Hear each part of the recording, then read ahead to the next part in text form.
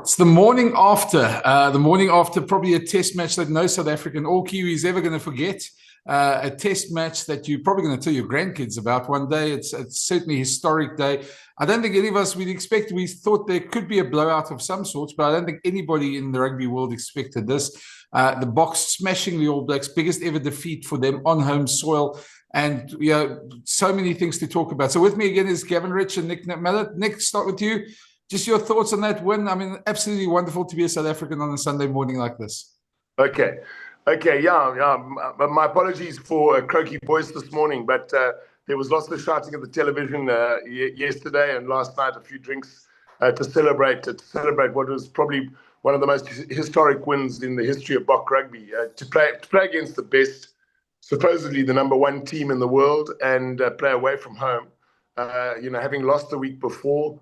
And you go and put a record score against them in that second half, 10-7 and what is it, 36 points, I think it was, something like that we put on without them scoring any. There was just no aspect of our game that was poor. We were just outstanding in terms of intensity, in terms of defensive work rate, in terms of aerial domination, winning the kick game. We got across the advantage line with our ball carries, and we took our opportunities in that second half, which perhaps we'd missed out on in the first half. And it's incredible to say that had Chesler not lost the ball in the in-goal area in the first half, and had there not been a slight knock-on, we could have got two more tries in that first half when Erges Snyman went over as well. So, I just thought that we just completely and utterly dominated what has been a very efficient All Black side up until now, and with a team in the backline which was inexperienced, but they certainly had an unbelievable skill set. Yeah, Brendan, I'm not going to repeat what Nick said because I agree with everything he said. I'm just going to go back to your initial point, which was this, that this was. I think it might have been yesterday you said we didn't expect this, and like everybody's talking about this being a unique moment and a day we're not going to forget. But at the risk of sounding a bit smug, I'm just going to say that I'm not entirely sure that it's not going to happen again. I've been feeling for a while, and you'll bear this out, Brendan, that ever since Nelspruit, when we should have won by more there, I've always felt that this BOK team is better than the All Blacks, and when we don't do that well against the All Blacks because they've raised their game or we've conspired against ourselves like last week. I was in Yokohama, in fact, in 2019 when England outplayed the All Blacks. I can't remember what the score was there, 26, something to that effect. Yeah. I think that the All Blacks started to lose their aura then. If you look at the years since 2019, I think they've lost to Argentina 3 or 4 times in that time. They've lost to us a couple of times. They've been smashed 35-7 at Twickenham. They were outplayed at Nelspruit. I can't remember what the score there. I think it was a 19-point difference. I really do think that this sort of performance has been building for a while. And I'm not being disrespectful to the All Blacks. I just think that we're on the cusp of an era now. Like, we have said in past podcasts or whatever you call this, like these videos in the past where we've spoken, like after the Australian defeat, we've said there isn't that much between the rest of the world and us, and let's be honest, we only won by 1 point in those 3 playoff games at the World Cup in France in 2023. But I just sort of feel that because of the talent that's coming through in South Africa, and because of just the sheer raw, just how good we could be if we embrace a more total game than we have in the past, we can move to a level where I'm tempted to say where nobody can touch us, but I think France probably can.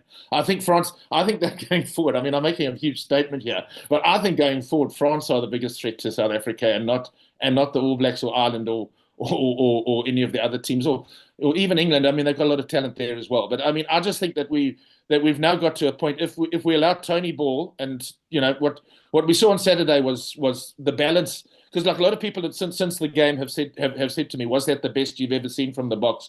And I say yes, if you take away the 20 minutes, the first 20 minutes against Australia. If you take away the first 20 minutes against Australia, that was brilliant. I mean, that was the best. But that first 20 minutes against Australia was equal to anything we've seen. And I think Joe Schmidt will be one person who won't be completely surprised that the Boks won like they did yesterday, because he knows what South Africa are capable of. So yeah, no, I mean that's my take. It's just that we yesterday it was almost like the opposite of Ellis Park, in the sense that we sort of built into the game where we started off like a house on fire. It looked like, it almost looked like we were sort of playing too fast at some points. But then I noticed just before halftime, I mean, I was watching with people here in Cape Town, and I said to them at halftime, I said, look at the two teams. It's the All Blacks who look like they're out of their feet.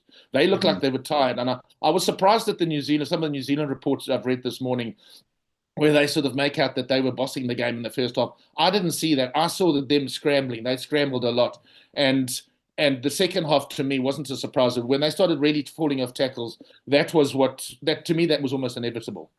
I was going to say, I had a couple of conversations with a couple of Kiwi radio guys over the last 24 hours. And the one of them that stuck with me is they said, one of the guys said to me, this is a really soft team. How many of these guys, normally you would say, how many All Blacks would walk into a world team or any other team in the world? And there would normally be 8 or 10 that you could probably say would easily make a team across the world. And they made the point that other than obviously Bowden and Geordie, the two of them, and Ardie Savea, there's not many of them there. And then it brought me back to a point that Rassie made yesterday. Obviously, not wanting to rub the defeat in their faces in the press conferences, he made the point that 8 of their guys in the 23 had less than 10 caps. Now, that brought me back to the thing that maybe, I mean, we've been critical of Rassie about chopping and changing, but all those guys that we thought were young have all got more than 10 caps. And they've been around in the Boks side quite a lot over the last couple of years. So that's the one thing that Rassie's got right and the All Blacks hasn't. Not saying that's why we won like that, but just there was an interesting point. So just to get maybe, Nick, your point to that, and Gav? Yeah, I think I thought last week when we were talking about after losing that game by 7 points at Eden Park, I thought that, by announcing the team on Monday, it was really a statement saying this was what I was going to do anyway. It's not a reaction to the loss. It's what I was going to do anyway. Had we won in Eden Park, this is the team that would have played the week later. We happened to lose at Eden Park. This is the team that's going to play a week later, because the long-term plan is to give experience to younger players who are very, very talented, and also to preserve the length of the more experienced players, the length of their ability to continue to play Test rugby. So he hasn't moved away from what he said he was going to do. What was extraordinary was the way in which this team, which, if you had said 6 months ago we would play New Zealand without Etzebeth, without Faf, without Willie Leroux, without Pollard, without Damian Dallander, without Creel, all World Cup double winners, most of the guys would have said, well, that's very, very risky. But this was I suppose risky, but not on the probably not on the evidence of what he had seen at training and at practices, and what we know about the talents, the talent of players like Manie Libbok, who came on yesterday, at a time when the team was starting to get the ball on the front foot. We had Visa really, making 5 meters every time he had the ball. We had Peter Stephan Sia carrying wonderfully well. Just the whole, so the line-out started operating properly. Our scrum was, as soon as Wilco Lowe got on, were just absolutely demolished them. So and our kicking game, Kanan Moody was absolutely exceptional, as was Ethan Hooker. Just individual performances, which were absolutely outstanding. So when you put all that together, and then in the second half, us taking our opportunities, great finishing by Colby, by Damien Willemstert inside centre, and Esthuizen when he came on was sensational. I mean, it was Reiner controlled the whole game so well.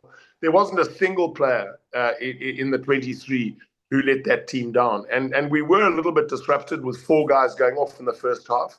but it seemed seamless. Even Grant Williams going to the wing, the tackle he put on Will Jordan was sensational. He stopped another try by getting in between the two passes. He got in the passing lane and didn't overcommit to the ball carrier. Stayed there to stop the pass. Getting to the outside man who was on the overlap. He just did so well. And conversely, you're 100% right. You look at that All Black side and you say, now who there, would make our team and Severe is Ardie Severe, an exceptional rugby player. Will Jordan, I think, is an outstanding rugby player as well. The Barretts, they're all good, but they're all three of them. But in this BOK team with this 36 group that went overseas, we've got lots and lots of talent, and we can just be very, very grateful that excellent talent is being coached outstandingly well now by a very good coaching squad. Brendan, you said earlier on when you meant Bowden, but you said Brody. You said that they got. Oh, that's someone they missed. And then you corrected yourself. But he's actually an example of what New Zealand are missing, because you obviously were thinking Brodie Retallick. I mean, that's hard, man. We're talking about Brodie Retallick, and I might be wrong, but I think he eventually did lose to the BOKS. But he was a little bit like Bullet. Remember Bullet? James Dalton went a long time without ever losing to New Zealand. I think he was just fortunate to maybe miss the games that we did lose. But Brodie for a long time was the guy that never lost to South Africa, and I think there was reason for that. He did bring that, and they don't have that sort of guy anymore. I just don't see that. I don't look at that type 5 and think. But and secondly, we one thing we always highlighted in our previous videos and the other games was how poor our breakdown work was and what a mess it was, and it made it more difficult for the halfbacks. Maybe we've gone back to the more sort of traditional South African back row mixes well now, with Sear at 6, with a big ball carrier and Jasper coming off the back, and I love the work that Peter Steff does in wide. He did that at Ellis Park in that game, but we just ran the ball too much. I mean, in this game we had the balance that we didn't have at Ellis Park. We continued with that balance, and that's it's. The contestable kick has become almost like another set piece, because what you do it to sort of set up a scrum, and we've got a dominant scrum. I mean, we either set up a scrum or we feast off the mistake and score from it. So it's our success in the contestable kicking game can't be underestimated, and what makes us so good. And when we did actually, if I sort of cast my mind back to 2 weeks before, I think it was after Argentina had beaten the All Blacks over there, I remember saying that one of the things that we can be pleased about, because we were all a little bit pessimistic about the BOKS, they weren't particularly good against Australia, and I remember saying that the one good thing is that, having watched the All Blacks players, that they have a weakness in precisely the area where they can't have a weakness against. And it was shown up. It was shown up yesterday. Yeah, very much so. I mean, Gav, you talk about Brodie. I mean, the other two names that came up in the conversation was Aaron Smith and Ben Smith. Those two players always used to play exceptionally well against the Springboks as well, and their replacements aren't in the same league at this moment. I know they've got a bit of a scrum-off crisis, but the other thing that was very good yesterday was the lineouts. I mean, that's something we've been struggling with the entire season, and I know you're going to laugh and you're going to say it's because I'm in Pretoria, but Ruan Nokia just impresses me every single time he plays in the BOK jersey, and that lineout steal that he made at a crucial time that also led to a try yesterday in the second half. Him and Archia were actually they worked very well as a combination. And the way this team just rebounded from all those losses, all those injuries in the first half, it actually worked out. And you made the point yesterday, Gavin, which is very true, is that it actually worked almost in the favor, because you got Marnie and Damien playing together as playmakers, which they do for the Stormers. Like, you probably would have had Sasha in that as well, but I mean, it didn't hurt us. It didn't hurt the Springboks in any way. So yeah, Nick, I don't know if you want to chat about that, just those injuries, how we sort of bounced back from that. Yeah, I think what was really impressive about Marnie's performance was, as Gav said, in the second half he didn't overplay. We scored 5 tries, but we scored them not from overplaying. We kicked it a lot in that second half, and we kept on kicking contestable kicks, which we kept on getting back on our terms. So it wasn't a case of saying, okay, now we're on top of these guys, let's start running it from our own 22. That didn't happen yesterday.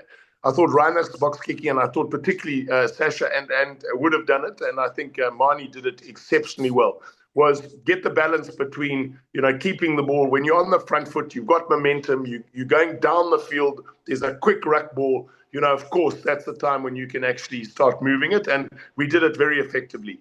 And I think the stepping of Willemse and the way in which he controlled that inside centre position was excellent. And then he went to fullback and did a great job there when Esterhuizen came on.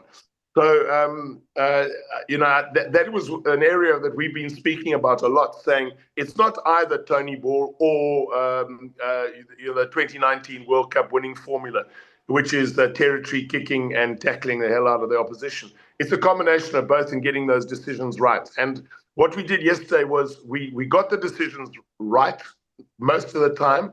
And by putting our forwards on the front foot, I mean, we were so much more confident going into set pieces.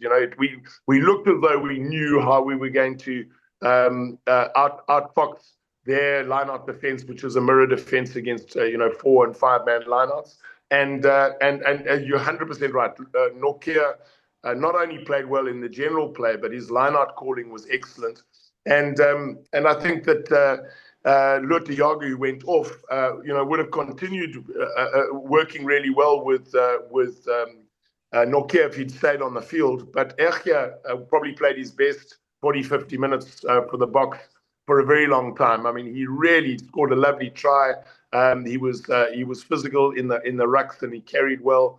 Scored another try which was knocked off because of a knock on, but just really performed outstandingly. So when you that we got dominance in the scrum, when you put it all together, dominance in the scrum, we got really good line-out ball. All our ball carriers were getting across the advantage line against them. We were making very good decisions at 9 and 10, and our outside backs were classy. They were physical, and I mean, Damien's try beats 3 players. Esterhuizen smashes through a couple. That we pretend to do a maul in midfield. Their locks run around and don't tackle Ergia Snyman, and he just runs through the whole bloody pack and scores under the poles. I mean, typical Cheslin Colby finish where he steps and beats the player. It was just poetry. I absolutely loved what I was watching, and funny, it was exactly what we hoped would happen.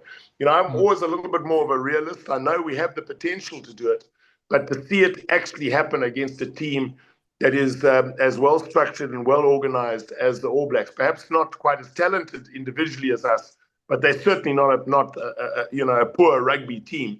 For them to take 43 points is just, it's seismic. We've never. I don't know how that coaching staff are going to pick them up for the games against Australia, quite frankly. It's going to be very difficult. Brendan, the one thing that you'll know that, because I've often spoken about this, one of the reasons I really loved yesterday was because I've always extolled the virtues of Damian Willemse at 12. Yeah. I mean, I do think that is his best position. I think that just what he brings there, and I mean, we've spoken about that 3 receiver thing, but just the threats that the Boks have. I sort of started my rugby career writing in Durban, and Ian McIntosh was bringing through Henry Coxwell, actually, funnily enough, as his guinea pig, and playing him on the gain line with Dick Muir alongside him. And so I'm sort of like, I've got this sort of leaning towards that kind of direct approach. But, and maybe I can bring you and Nick on this, but just to me, and I don't want to denigrate Andre here, but to me, there's such a difference when you've got Sasha Feinberg and Ngomazulu, who is brilliant on the gain line. I mean, he makes those split-second decisions on the gain line. Everything he does is sort of on the gain line. And then you've got Damian Willemse, who's very much the same. I mean, I'm not saying that the other. I'm not knocking Damian Delende either. It's just they're different types of players. But he's also got that playmaking ability, has Damian Willemse, that the other Damian maybe doesn't have. So those silky skills. I mean, just how much, Nick, do you think that is like the sort of sums up the potential of the Boks going forward, is if you've got that kind of dynamic? Because Mani obviously plays on the game line too. He's brilliant, and he's ambidextrous, and it's just like, if you're an opposing team and you're playing against them, you've got so many threats as a defensive team. Absolutely. Yeah, no, absolutely. That is 100% correct. It's players have a gut feel for timing of when to make the pass. It doesn't matter what move you're doing. You'll ruin the move if you pass too early or you run the wrong angles. If you start running across the field and eating up space of the guy who's supposed to be running into space, that's also messing the move up. So your most creative players, the guys who must look for other players to put other players into gaps, are your 9 and your 10 and your 12. Those guys, and obviously a 15 if he comes in on the blind side, should also be creative. It doesn't mean to say that Colby can't be creative or an outside wing hooker can't also draw and pass. But the feeling must be that you are trying to stop defenders with your lines of running and your timing of when you get the pass away to make sure the player outside you has space to beat his man. And we really got that right on Saturday. I mean, we've got big physical ball runners who look sometimes as though we're just running into walls, because sometimes the decisions we make are just one pass rugby, so it's 9 to a block of 3 forwards, or it's Pollard showing and going, or standing still and passing, as opposed to taking it to the line and passing. It just flowed on Saturday. Our backline flowed, and we can go back to games. I remember seeing us beating Italy in the second half at one time when Mani came on, and we scored 5 tries against them, and the backline just looked just as though they just were on the front foot the whole time, and what was a good defensive team in the Italian backline just didn't know who on earth to put their hands on, because the ball was being moved so accurately by our backs. So we have got the ability to do it, and you're 100% correct. If you've got an inside centre as well as a fly, and Damien's got the physicality. I mean, he must be over 100 kilograms at the moment. He's a big, strong boy. And he's got the stepping ability, he's got the offloading ability, and he's got the strength to take it into the tackle or to contest on the ground. I mean, he really is a jewel. And to think that he was a guy who was out of form. He said, I'm losing confidence. I'm not playing at fullback, and he said, I need to get my confidence back. I mean, if you don't get confidence back after a game like he played on Saturday, Cheapers, you never will. I mean, that was absolutely magnificent. And Ethan Hooker, I would want to touch on him too, because he's a guy who came in probably second test match. He's done really well with the Sharks, and everyone says, well, now you're going to see the big step up between URC and the intensity and all. Geez, he looks like he'd been born to play in that, on that field. Every time he got it, he was up there contesting, beating players, making meters, just wonderful. So we've got a great crop of players. But your point about backline fluidity depends on 9 and 10 taking good decisions and the timing of their passing, the timing of when they kick the cross kick or the chip over the top. And we're getting better and better at it. And I think that Tony Brown must take a lot of credit for that as well. I think it brings us to the next game, which we're going to have a bit of a selection conundrum now. I mean, the obvious thing would be to try and keep this team together as much as possible. But in the next game, just one position, you talked about Ethan Hooker, who was also, to me, almost, if Damien wasn't there, he would have easily been my man of the match, because he just did everything right. But now you've got him, and now you've got probably Kurtley and Edwil van der Merwe back for the next game as well. And you've also got a Kane and Moody who can play then, etc. So we're getting to that point where really there is a wealth of opportunities or selection sort of conundrums that Russie's going to have to face. And I suppose the obvious answer is that it depends on the threats of the opposition that they're going to choose for. But Argentina are very good in the air as well. They like using the aerial battle. So I wouldn't be surprised if they pick Ethan again there for that game. But don't forget, we've got a problem at fullback, because we had Fussy walking around in a moon boot yesterday. So Cheslin. Sorry? Cheslin at fullback. No, I'd say that. I'd put Cheslin.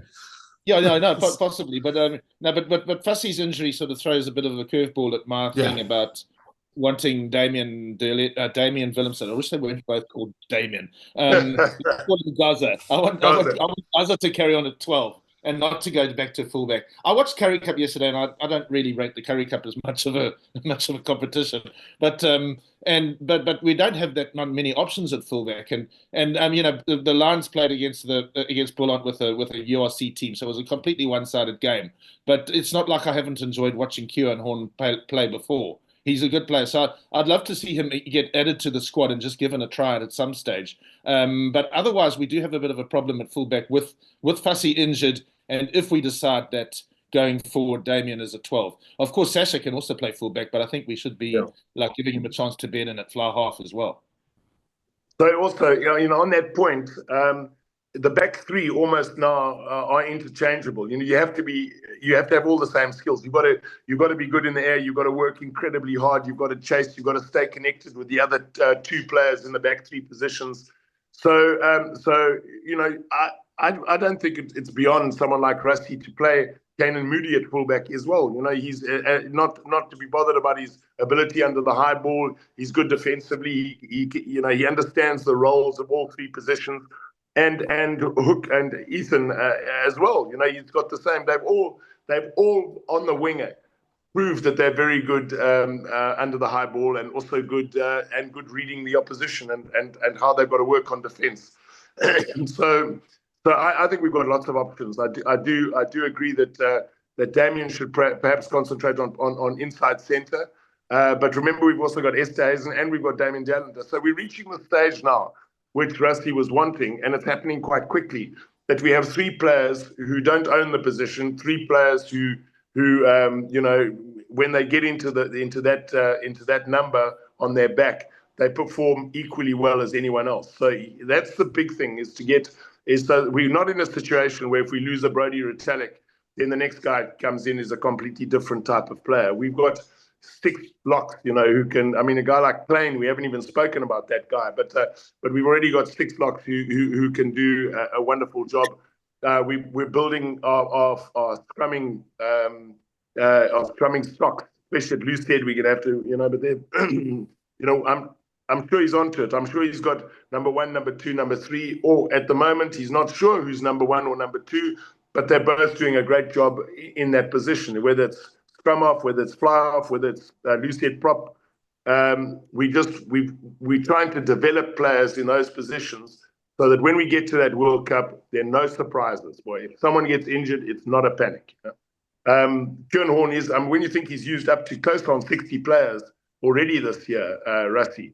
I mean, I just think it's a classic example of a player coming into a good setup, a good coaching setup with a proper. And this is what was so important about this weekend was we got back a winning mentality. We're a little bit nervous. Where was the confidence going to come from? After our leaking 30-odd points against Australia, and then that sort of iffy performance in Cape Town. And missing opportunities, playing badly actually in Eden Park and losing by 7 points. We were saying last week, is it a confidence problem? And it certainly wasn't a confidence problem for this backline. And the forwards just went to work. They got the ball that was required. But Cheapers, this backline that he picked, just could not wait to get out there and express themselves. And that was what was just so wonderful from a South African perspective. Yeah, Nick, we touched on it a little bit earlier. I just thought maybe we must just spend a moment about Scott Robertson, because I found it quite interesting that even though, his record's pretty decent. They were number 1 in the world till last week. And we've spoken about he doesn't have the same sort of players as maybe Graham Henry and Steve Hansen had. But where to now for him? Because we've all been in New Zealand when they've lost at some point, and they are prone to a lot of overreaction at times, and they take things a 1-point defeat very seriously. So I can just imagine what's going to happen in the next sort of 48 hours there in New Zealand, how they're going to take this. Yeah. But it's not to overreact. And Gavin and I touched on this a little bit yesterday, but they're still not a bad team. They had a bad game, and they obviously we outplayed them quite comprehensively. But what do they do next? Because the Wallabies are, I don't think they're as good as we think they are, as Gavin made that point yesterday. But they still have a threat to them in this bled, isn't it? A big threat, especially with the confidence levels down.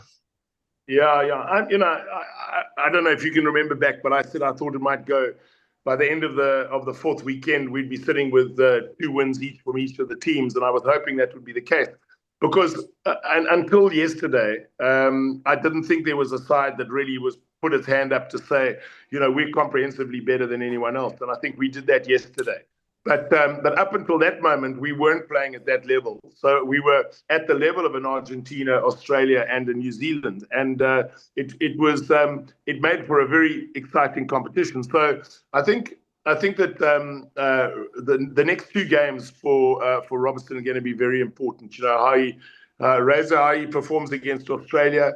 I mean, he's going to go through a lot of pressure in the next couple of weeks, and that's the role. That's what happens to a head coach. It's part of the job. When your team doesn't perform, when they're humiliated as they were yesterday, it's just really hard. You know, you just get it in social media, you get it on the traditional media. Everyone's talking about it in pubs, and it's really tough. So, but then again, But with that pressure, with that lack of performance, let's go back to the Springboks. We lost the game at Eden Park. Everyone was really, we were saying how many opportunities we could have taken, which we didn't.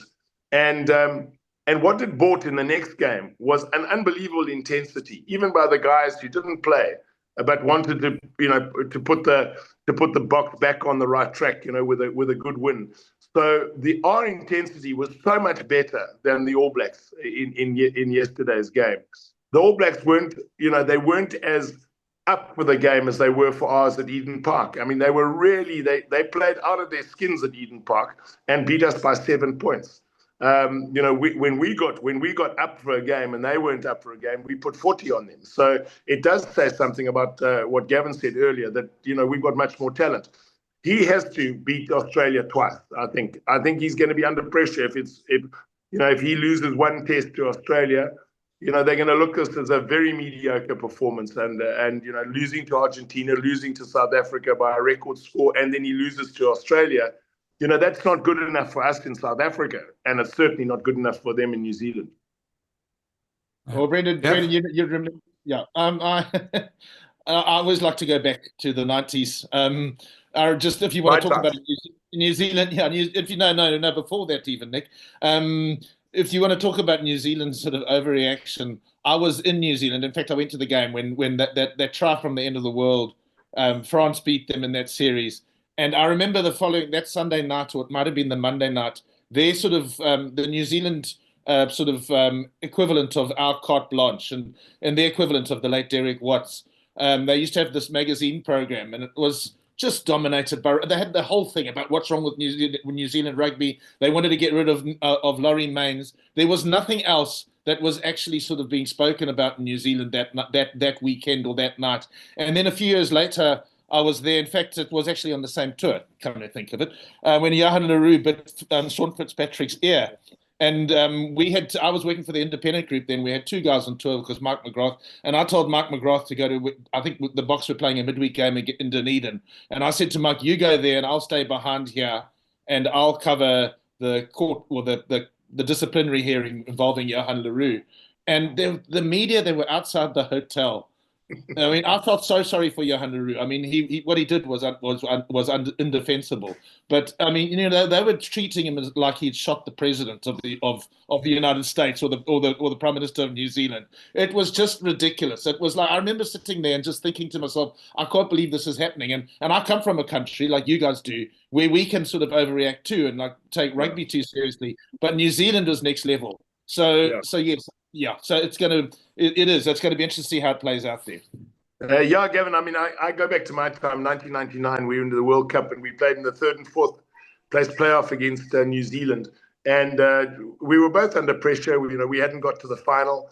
It was John Hart coaching New Zealand and we managed to beat them in that third and fourth place playoff. And I was told afterwards that when he flew home to New Zealand, the New Zealand Herald had a front page of just a picture of his face, and underneath was a sign saying guilty, as though there was nothing else. You had to turn the next page before you. So it was like, a hostage, when you could shoot or bring him in dead or alive type of thing. It was, I mean, just way, way, way over the top. And in that team that went back, I think only about 60 out of a team of 30, whatever you were allowed to take, 32 in those days. I think only the captain, who was Tane Randall, I think, and about 5 or 6 others went back. Everyone else decided to go on a holiday so they wouldn't have to face the media when they landed in New Zealand. So, we do say in this country that we're really harsh on our coaches and our sporting teams. But, a small island like New Zealand, they are fanatical. Absolutely. Well, it's crazy. I mean, as you know, I read John Mitchell's book, and I'm also, I know John Plumtree quite well, and you remember he was dropped as the assistant coach from the All Blacks a couple of years ago, and they've both told me stories about how tough it is actually living in New Zealand but particularly John Mitchell. I mean, John Mitchell, after they got knocked out, if I remember correctly, by Australia in 2003. Yes.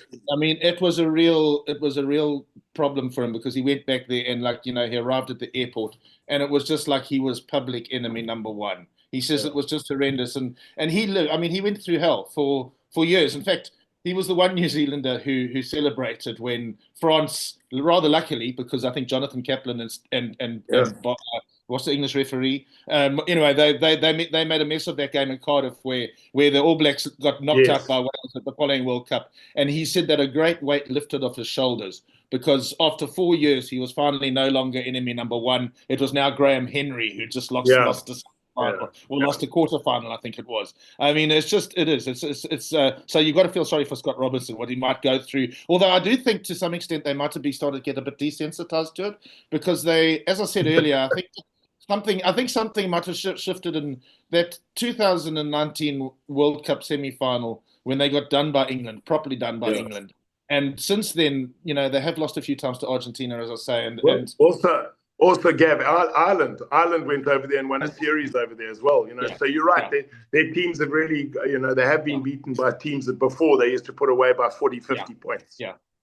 I was going to say, I mean, I think the only difference is that they've never been beaten at home like this. And I think that's the shock that's going to hit them. So this weekend, we're going to start wrapping it up. Just lastly, just the road ahead, Argentina, some thoughts from both of you just on what you think the BOKS are going to do. They're now in the driving seat. If they win both games with bonus points, they should take the Rugby Championship, defend their title. Nick, your thoughts on what's going to happen the next couple of weeks? Yeah, I think it's going to be what do you call it? Something and paste, we're going to use 30 players. I copy and paste. I don't think Rusty ever does the conventional thing, and just because this team plays so well doesn't necessarily mean to say that this team is going to start the next game, or they might, and then all not play the last game at Twickenham. So you just never know how his mind is going to work, and how he's going to try and get the very best out of the squad that he's got. But I think we're sitting in the pound seats, ironically, having been really on the back foot after our game in Joburg. We're playing a good Argentinians team, but a team that I think we know how to beat. And we're playing the first one at home. Hopefully we're going to win that one, and then the next one at Twickenham, which is like a home game.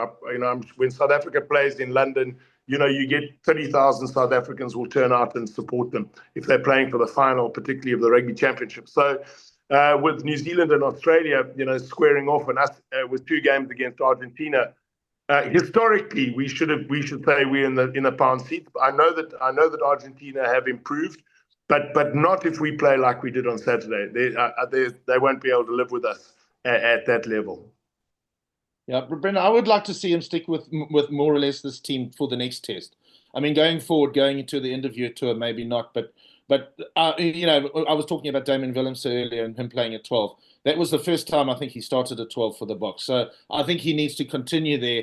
Obviously, I've got the sort of caveat that I know about Fussy, and I don't know unless they're going to bring back Willie or bring from somebody from outside, or otherwise, as Nick says, there are other players. Sasha can play fullback too, but then I'd want Sasha to play 10 as well. So it's going to be an interesting one going forward. And if I was Rassie, I don't think anybody can be Rassie except Rassie. But if I was Rassie, I would seriously consider starting to actually use some of the older players off the bench.